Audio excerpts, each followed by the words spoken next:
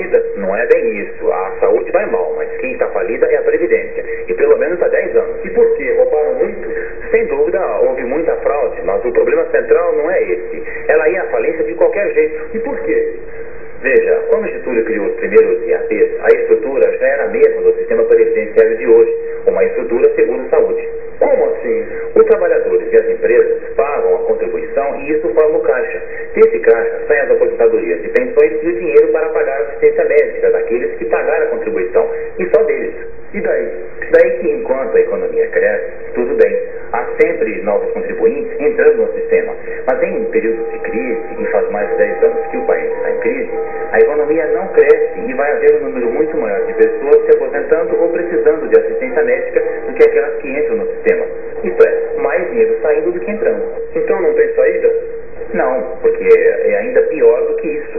O dinheiro da Previdência forma um volume quase tão grande quanto o do orçamento nacional. Aquilo não faz parte dele e nem é controlado institucionalmente como o orçamento é. Então o governo sempre achou que podia aplicar esse dinheiro. Mas está certo, não está? Aplicar para que ele cresça? Em tese está certo, só que o governo, todos os governos de Getúlio a Collor, passando pela ditadura militar, sempre aplicaram o dinheiro em papéis e projetos do próprio governo, de Volta Redonda ao FIAC, passando por Itaipu e para a Transamazônica. Mas qual o problema?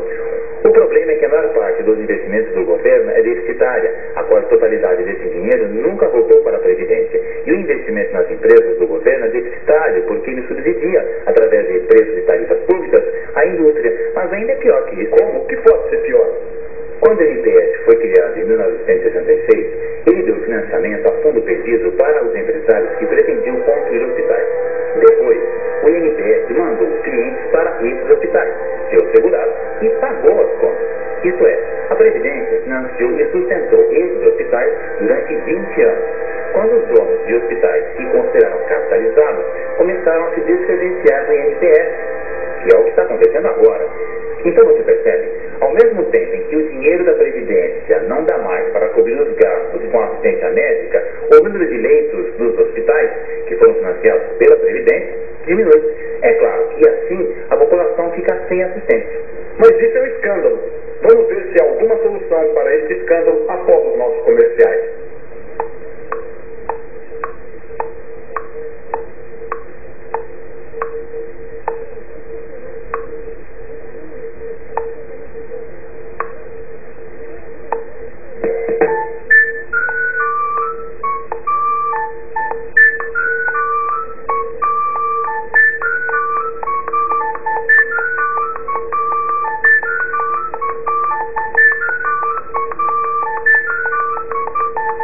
Então, doutor, o senhor nos pintou um quadro um tanto quanto trágico da saúde. E não chegamos ao fundo do poço. Ainda tem mais? O que pode ser? Nos últimos 25 anos, a saúde pública, sabe aquela área que realiza ações de saúde de interesse coletivo, como a prevenção de epidemias, foi sendo deixada de lado e recebendo verbas menores que as da assistência médica individual. O resultado é que hoje estão voltando doenças epidêmicas que já se imaginavam erradicadas, como a febre amarela, a malária, e surgindo outras, como a dengue e o cólera.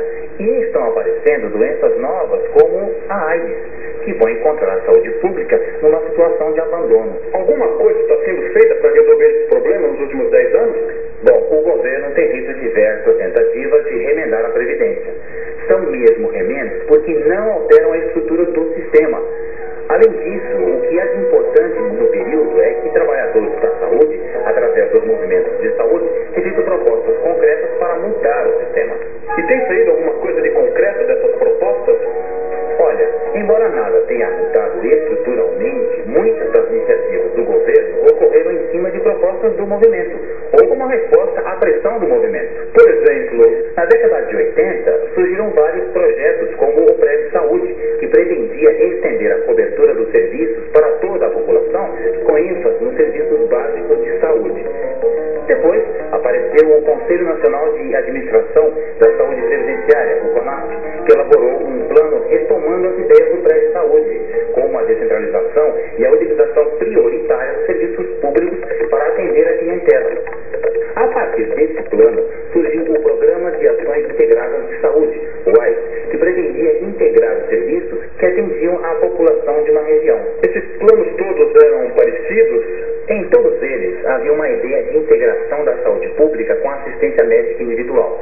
E por isso eles foram combatidos pelos grupos médicos privados e pela própria burocracia do INAMPS. Mas por quê? Porque esses últimos anos foram também do crescimento das empresas médicas, de medicina de grupo, dos convênios. Isto é, a iniciativa privada está ganhando muito dinheiro com a crise da saúde no Brasil. E o seu interesse não é o de um sistema público de saúde que funcione, mas sim o de uma assistência médica privatizada e de um Estado no qual ela possa mamar à vontade. Ah, bom, mas houve alguma outra tentativa? Claro.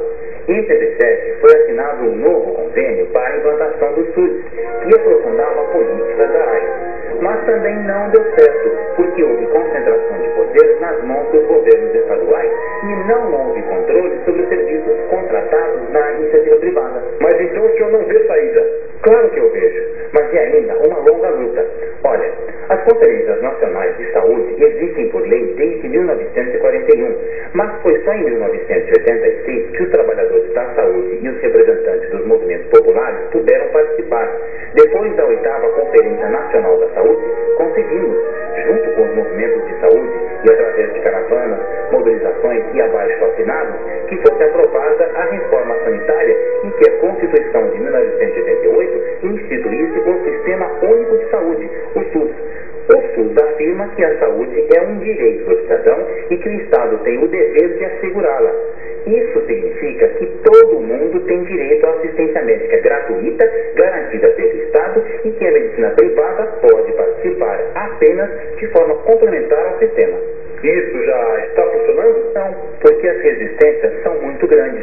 Embora o SUS tenha sido regulamentado em 1990, sua implantação tem sido obstruída até mesmo pela política de saúde do próprio governo federal, que atende mais aos interesses da iniciativa privada que os da população, que necessita de atendimento médico gratuito e de boa qualidade. Na verdade, há fortes grupos pressionando pela total privatização da assistência à saúde, o que significa condenar à morte centenas, talvez milhares de doentes das classes menos privilegiadas. Por outro lado, há experiências, tentativas de implantar o SUS como ele realmente deve ser, com atendimento médico gratuito e de boa qualidade para toda a população. Mas essas tentativas, em vez de partir do governo federal, que dispõe dos recursos necessários, estão partindo com grandes dificuldades de alguns governos municipais. Infelizmente, nosso tempo está acabando e...